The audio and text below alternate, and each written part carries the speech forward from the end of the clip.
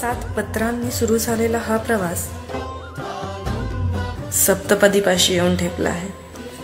आता मी स्वतःला तुझी बायको म्हणवणार काय, मिरवणार.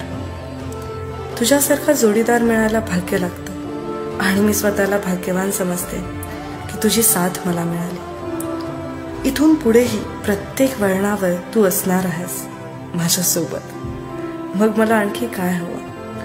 तुझं हसणं, तुझं गोंडस दिसणं, कधीतरी रुसून बसणं आणि त्यात माझं फसणं.